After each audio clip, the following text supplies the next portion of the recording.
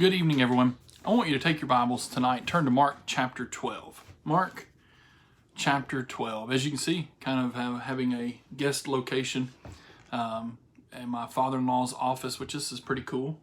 It makes me look a whole lot smarter with all the books and stuff behind me, so really appreciate him letting me borrow the space for just a few minutes. Mark chapter 12. We're not going to go verse by verse and in-depth look at Mark chapter 12, but I want you to pay attention to sort of the way Jesus operates in Mark 12. There's a lot of life lessons you can pull from Mark chapter 12 that I think are very important in the world in which we're living, and our time in which we're living, and just in general.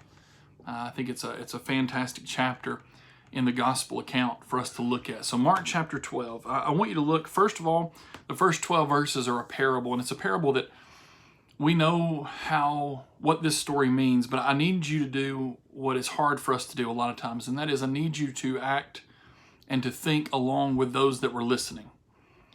It's difficult for us to do because of the fact that we know the rest of the story. Just like in anything, if you're handed a book and you've already read the last chapter, it's going to be really hard for you to truly get into the book and understand the story at a deeper level. It's going to be difficult for you to value all the events that happen, say in the first 10, 12, 15, 20 chapters, if you've already read the last chapter and you go, okay, well, I know how this is going to wind up.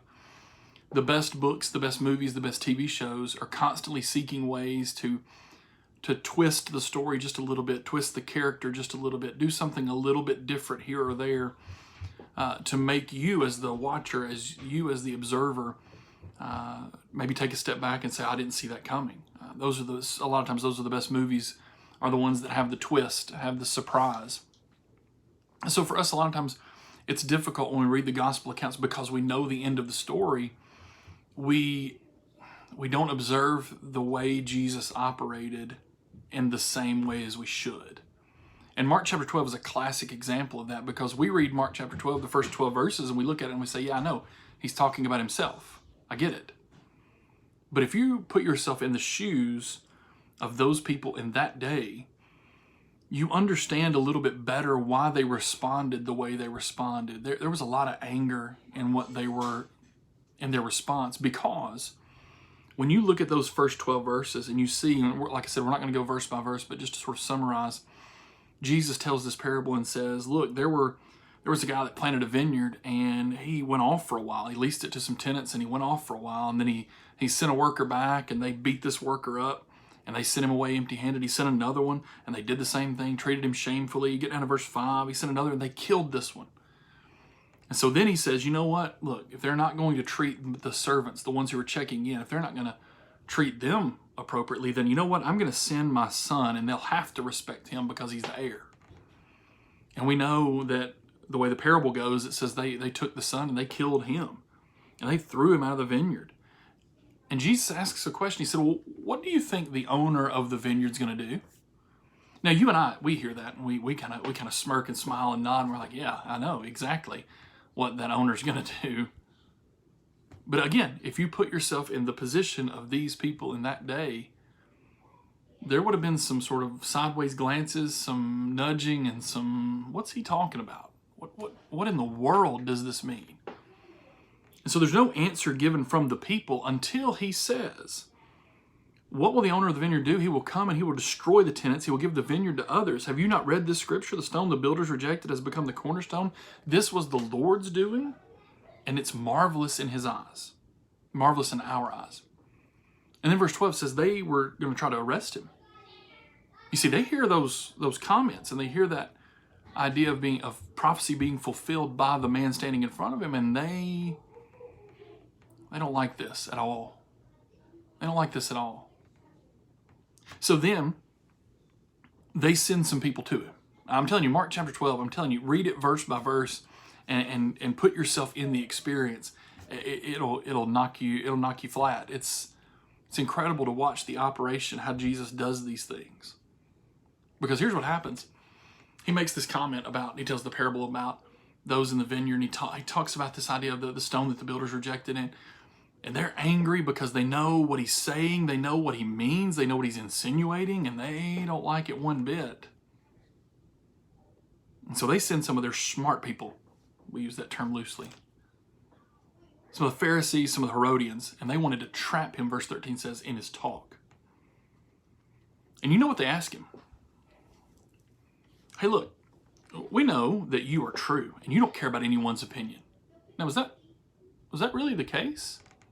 Did Jesus really just didn't care about anybody or anybody's opinion? No, that's not the case at all. You see what they're trying to do? They're sort of laying the groundwork for some dissension among his followers. Well, we know that you're true, but you don't really care about everybody's opinions. Let's just be honest, It's kind of a wink, wink, nudge, nudge kind of thing. You're not swayed by appearances. It's like they're buttering him up a little bit. But truly, teach the way of God. Is it lawful to pay taxes to Caesar or not? Now, here's the trap.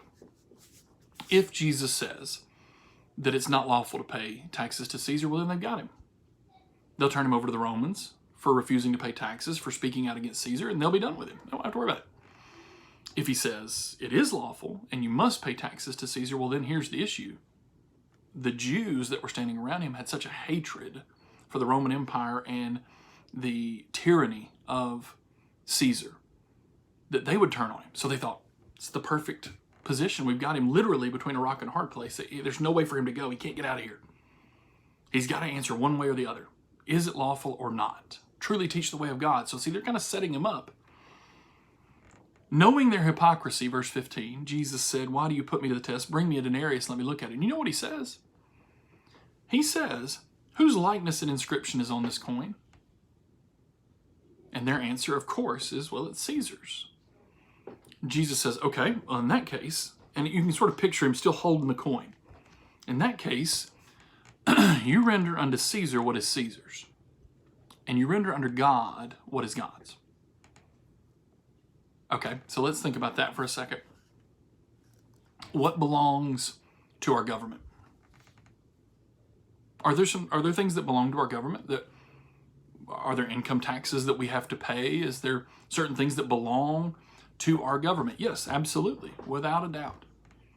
And should you be aware of those things and serve under those things as long as they do not directly take away from your religious beliefs and freedom, etc.?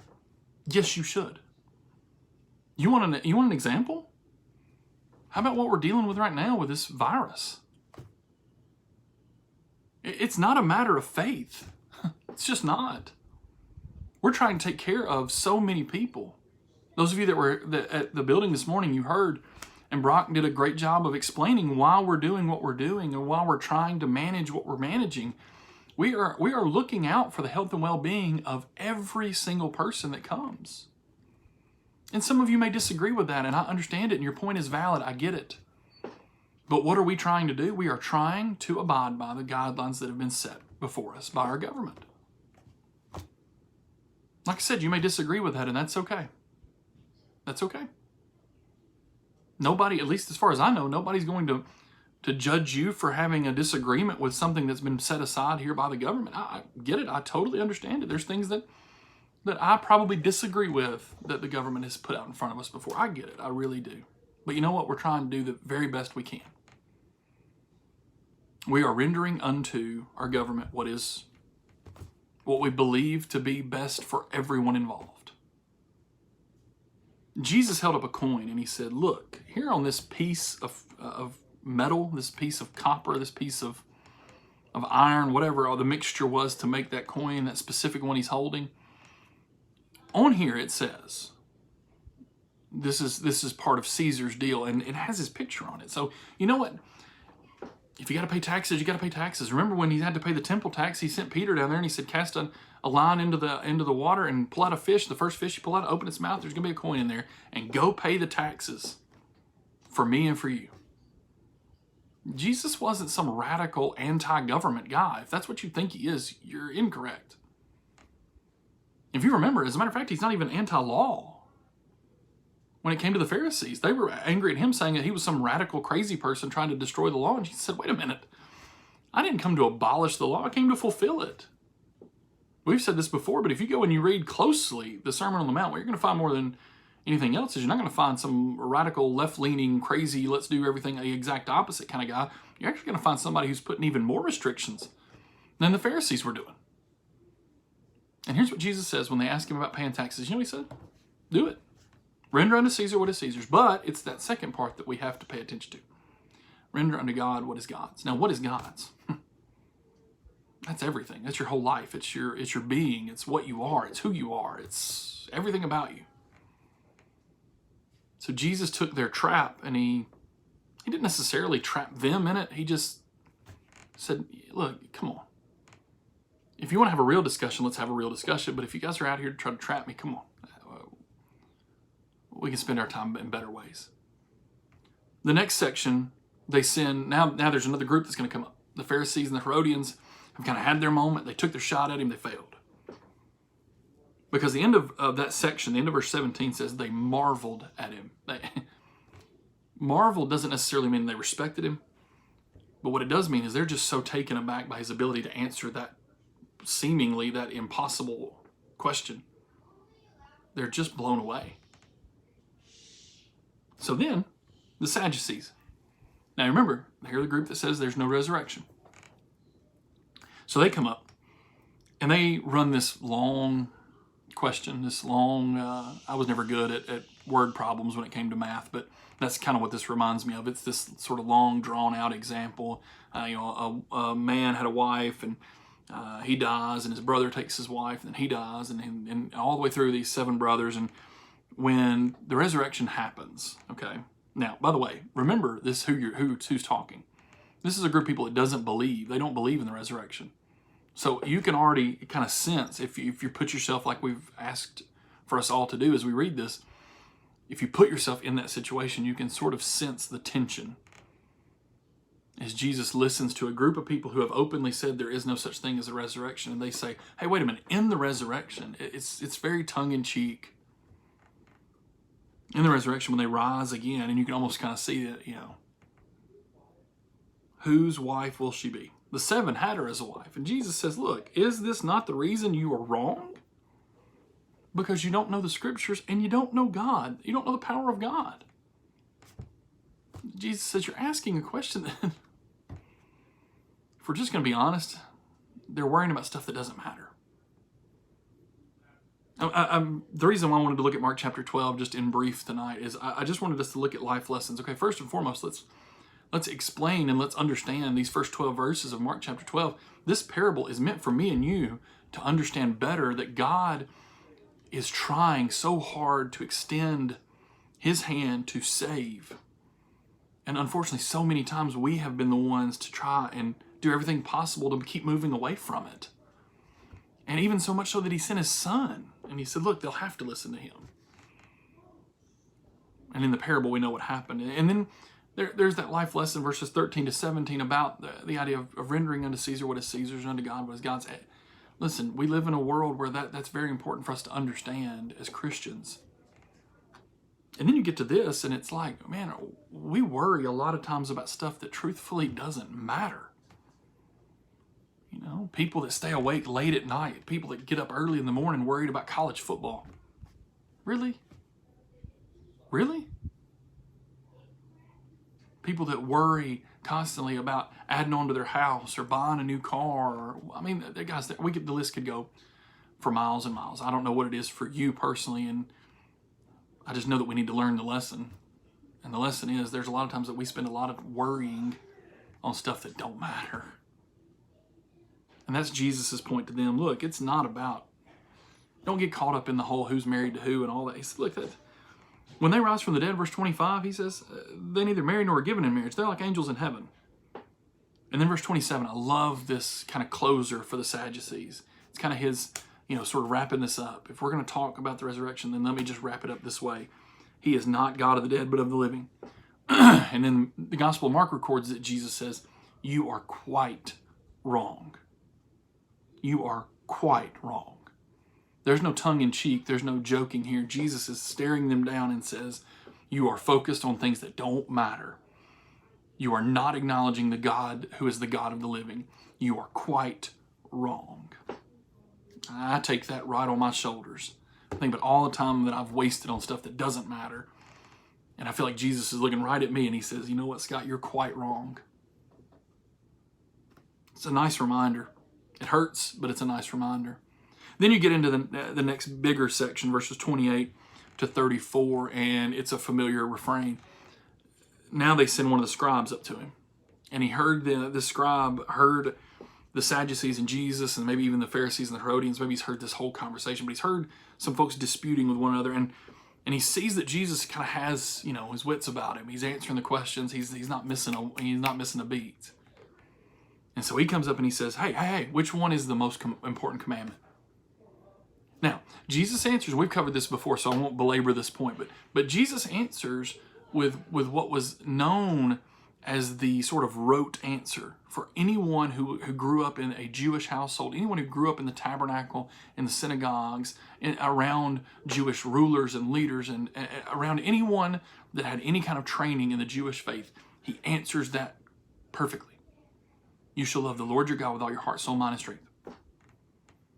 Okay, great. He answered a question that basically anyone from about age probably 15 and up, that would have been their answer. But where he gets them is the second is likened to it. You shall love your neighbor as yourself. We've mentioned this before. This is a really deep pull. It's from Leviticus chapter 19. And really, if you want to go there, I think this is fascinating. If you'll just stay with me here. If you go to Leviticus chapter 19, here's what you find, where you find that statement that Jesus pulled. Verse 17 of Leviticus 19, you shall not hate your brother in your heart, but you shall reason frankly with your neighbor, lest you incur sin because of him.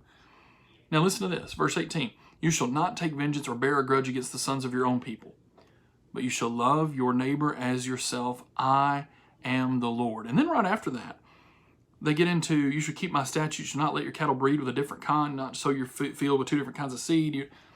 And there's all these rules and regulations about what the Levitical priesthood and what they should be teaching the people.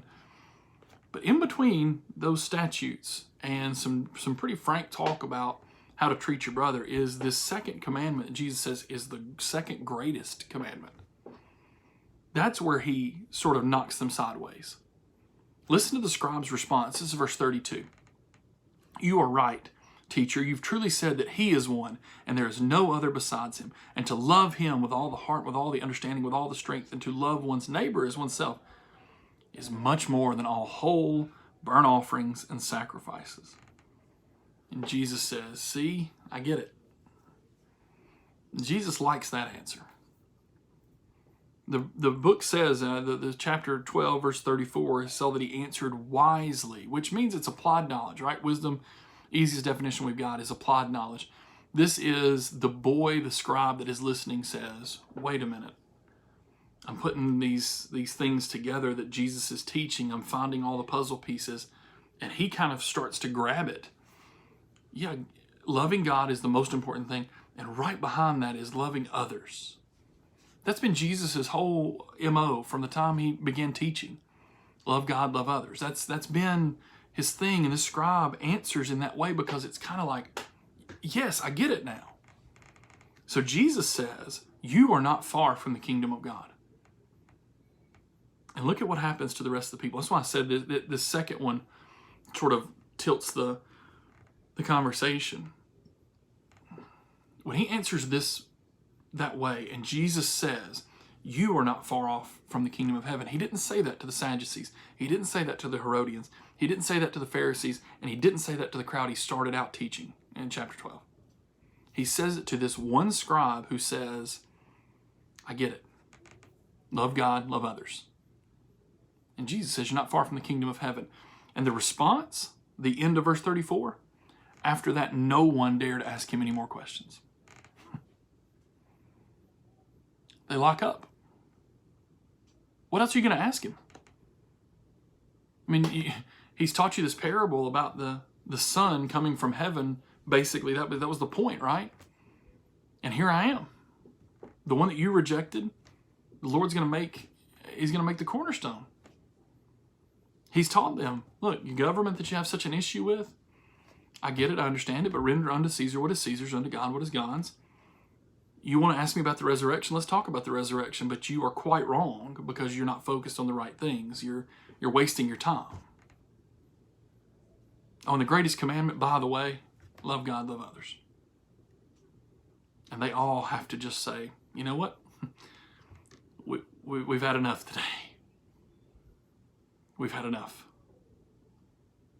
There's so much more in those final three things, but in those final three little sections there that he talks about David, and I don't have time to get into all of these, but just very quickly that, you know, they were so wrapped up in the wording of he's going to be the son of David, and Jesus says, wait a minute, if he's going to be the son of David, then why does David call him Lord? That makes no sense.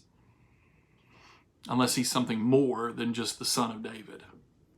Then you have Jesus sort of looking at his followers there, and he says, be careful about some of these people, because they like to walk around in long robes, and they like big greetings in the marketplaces, and they like to have the best seats and the best places, but they take widows' houses, and they, for a pretense, they make long prayers. He said, they'll receive the greater condemnation. And then you have that final moment in Mark chapter 12 as we close. It's a beautiful, beautiful picture of humility. Jesus is sitting there with his apostles, and they see all the people coming up and dropping their collections in the box, and there's this widow that comes up, and she puts in practically nothing.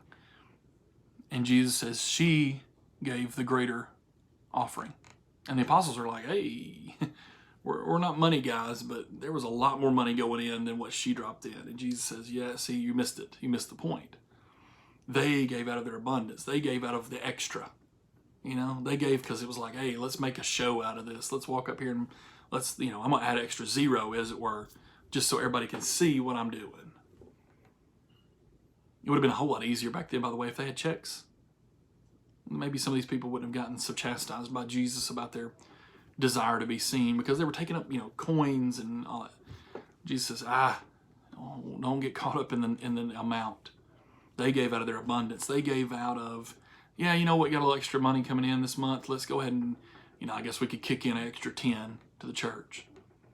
Jesus says she gave out of all she had. She gave out of all she had. Now, let's remove the money from the discussion for just a second, and let's talk about what that means for a life lesson. Are you giving God out of your abundance, or are you giving God all you have? There's a big difference. There's a really big difference. If you're giving God just out of the extra, hey, I got a few extra minutes, I guess I could read my Bible today. I got a few extra minutes, I guess I could pray today. You know, if that's what you're doing, then you need to know you're coming up short when it comes to God. Render unto Caesar what is Caesar's, and unto God what is God's. We just said 10 minutes ago that what is God's is everything. So I should be making a point to give God everything I have. Mark 12 is a powerful chapter. I hope that you'll spend time and go back and read verse by verse. We didn't have time, obviously, to cover all that in one sitting, but I want to just sort of hit the life lessons that you see in all these different sections in this one chapter. One chapter that Jesus sets a perfect example for us, and it's a powerful message for all of us. I hope that you all have a wonderful evening. We'll pick up with our study in Ephesians tomorrow evening. I'm certainly looking forward to that, and we look forward to obviously being back together as soon as possible. Hope you all have a wonderful evening.